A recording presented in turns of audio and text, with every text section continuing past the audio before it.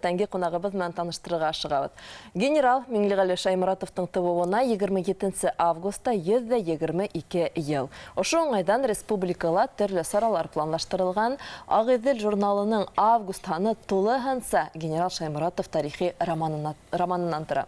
Оның авторы танылған ядусы Рәсейдің һәм Башқұртстандың атқаланған мәдәниет хезмәткәре. Рәсейдің зур әдәби премия лауреаты Флюр Галимов был иртәне безнең менән каршылап. Хәйрле иртә.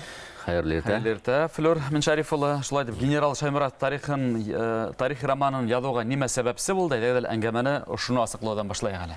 Мен кыскача гына әйткәндә, безнең буындың үзебезнең менә ата-бабаларыбыз безнең буын өчен туган ил өчен, киләсәк буыннар өчен яндәрен фида кылганнар. Шул тиклем искитмәле сугышта инде, бөек сугышта, бөек ватан сугышында. Шулар алдында үземнең һәм үземнең буынымның яwaplылыгын тою һәм шул этәрде менен инде. Ошо романды язарга, тарих романды. Бұл романды язу бер битендә, оны ошо Ағидел журналына тулыһынса тик романдан гына тора. Бұл багаса уларның тәҗрибәһендә баганы бар микән бер романды бирүләре? Менә был тәңгәлдән алар афариндар безнең Ағидел журналына хәзер 2нче ел битендә. Ул сагыштырмаса якынара битендә. Мөнир Кунафин язучы, бик һәйбәт язучы Мөнир Кунафин җитәкләй башлана. Ул үзе шундай алдынгы шәхес, шәп язучы. Шуңа ул төрле проектлар эшләй. Менә бу бик уңышлы проектты ул эшләне инде дөрес әйткәндә. Әлбәттә, Ағиделдең хезмәткәрләре лә ярдәм итте һәм бергә аткарган эш инде. Без тулыһын бик матур гына тираж җыйдык, 5000-гә якын, 4778 тираж җыйдык, 3000-дан артык өстәмә тираж җыйдык. Райондарда, калаларда безне бик матур итеп каршы алдылар, бик теләп язылдылар журналлар, ашы журналда инде генерал Шаймұратовка тигез. Сөнки генерал Шаймұратов ул легендар шәхес, шул кадәр яраталар уны безнең генерал инде. Менә без битендә үзебез дә бәләкәйдән генерал Шаймұратов, генерал дип йырлап битендә. Һугыш уйнанып, агас мылтыктар, автоматтар, гранаталар бәреп, бил нисә буын хәзер шулай итеп үсте инде бездән һунда. Шуңа генерал Шаймұратов һәрбер безнең Башкортстанда һәрбер кешегә шул хәзер якын исем. Ул снап та халык батырына, халык героена әйләнде. Генерал Шаймұратов турында күп кенә документтар өйрәнелгән, байтак кына хезмәттәр эшләнгән һәм уны төрле яклап асыкларга тырышты галимдар да, язучылар да. Буны һез кайһы ягына аеруча игътибар иттегез романыгызда? Бик күп язылган материалдар, китаптар бик күп сыккан генерал Шаймұратов турында. Мин бу әсәремдә примитив ябай рәвештә генә язманым. Примитив баталь сценаларда менә һугыш, аталар, танктар, автоматтан, пушкалар аталар, улай гына дип язманым. Минең романымдагы конфликт ул катлы. Иң уның югары кимәле явызлык һәм изгелек көрәше. Шунан һуң гына Гитлер, Сталин, шунан гына Шаймұратов, Борисов, немецтәр һәм совет солдаттары һәм башкалар. Мин бик тәрәндән казаным бу әсәрдә. Уның сәбәпләрен бик яхшылап аңлат. Монда соракта уйдырмага урын бармы ул тарихи романда? Тарихи романда жанрына ярашлы уйдырмалар әзрәк булырга тиеш. Ул тарихты гына язһаң, ул бит ни була бит? Документаль әйбер була. Ә бу художество әсәр бит. Шуңа әлбәттә бар. Әсәрегезде язганда ниндәйрәк сыганактарга, документтарга таяндыгыз? Бөек ватан һугышын генерал Шаймұратов турасында китаптар укыганнан тыш, мин бөек ватан һугышы тарихын бик нык итеп өйрәндем һәм тетрәндем. Ул искитмәле. Бер карап торһаң, барыбыз да беләбез күк. Бөек ватан һугышы. Тәрәндән казый башлагаң, ул искитмәле тетрәндергес нәмә икән.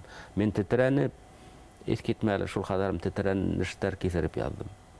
Һәм истән генә инде адактан укып та Аллаһ Тәгалә ошо безнең бөек ватан һугышында һәлак булган ата-бабаларыбызды шаһид итеп үткәренде, зинһар дип мин шул кат-кат теләдем Аллаһ Тәгалә. Ул искитмәле тетрәндерүсенә. Кайһы бер язучы драматургтан аралашканда, улар үзләренең хезмәтенә тотыныр алдыннан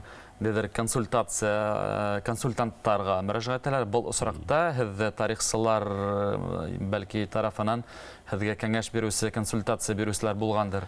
Һөйләшүләр булды инде, һөйләштек, әлбәттә китаптар укыдым. Уларның әлбәттә уларны критика күзлегеннән карарым, кайһы бирләрендә дөреслектә күп, фәстәрүләр күп, әдәби әсәрләрне караштырдым. Әдәби әсәрләр юк дияргә лә була. Генерал Шаймаратов турында роман 32-31 ел элек язылган. Шуңа мин үзебезнең бик әүдем билдәле язучыларыбызга, менә Галим Хисамов агайга шылтыраттым. Галим агай, һин язманың малы генерал Шаймаратов дип. Ул айта, юк ди, шантагын берәүгә шылтыраттым. Юк, бул бик авыр тема. Булдыр алһаң, еңеп сыгалһаң, яз дип әйттеләр. Ул бик авыр тема. Ысынлап та бик авыр тема булып сыкты. Әмма мин уны эшләп язып еңеп сыктым дип уйлыйм. Тамашасыбызды тура эфирдә сәламләйбез. Телефон аша кем безнең бәйләнешкә сыкты. Хәерле иртә.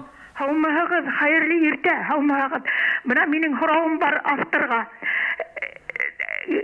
Башҡорт кавалерия дивизияның һәм генерал Шаймуратовтың Фажих Али яҙмышында корпус командиры генерал Биловҡа баһа бирелдеме икән әҫәрҙә? Баһа бирелдеме? Тейешле баһа. Рәхмәт, апай. Был бик дөрес һорау бирдегеҙ. Ул минең конфликт һыҙығы булып бара. Генерал Борисов менән иң тәүҙә улар йәш булалар әле. Береһе отделда, штабта отырғанда, Хайдар Борисов, негені хозяйственный частағына отыра.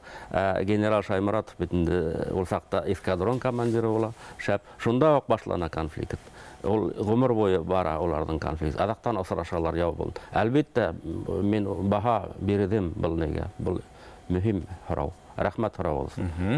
Менә әлеге ваҡытта романығыҙ журналда сыҡҡан бит инде, ә уны айырым китап итеп сығарыу планда бармы?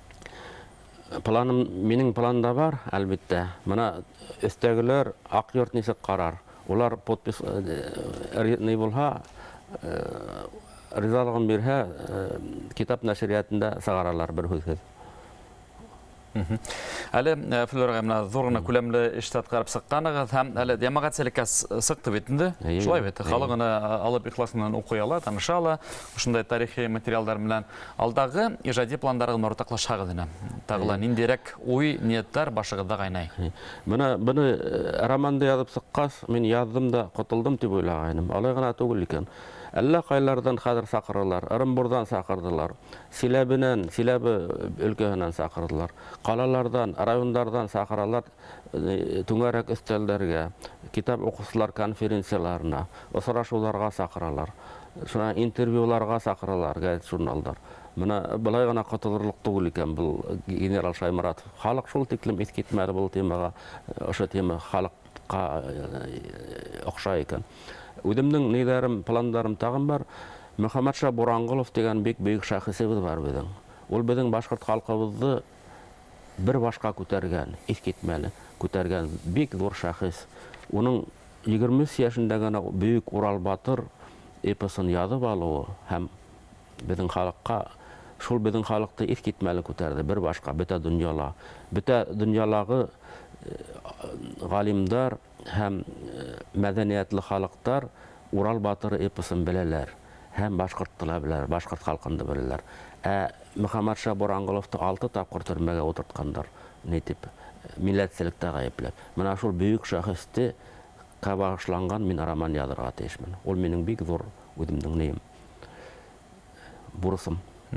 Теләк булһа беләк калышма, һеҙгә беҙ ижад ҡомарығыҙҙа тик уңыштар теләйбеҙ. Рәхмәт. Беҙҙең студияға килгәнегеҙ өсөн. Рәхмәт.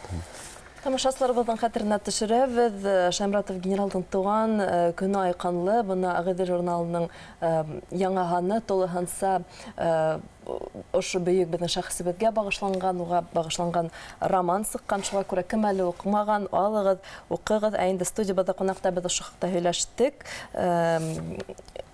Роман авторы менән Флүр Ғәлимов менән һәм ҡунағыбыҙға уңышлы көн теләйбеҙ һәм ҙур рәхмәт әйтәбеҙ хеҙмәтегеҙ өсөн. Рәхмәт килгәнегеҙгә. Рәхмәт саҡырыуы.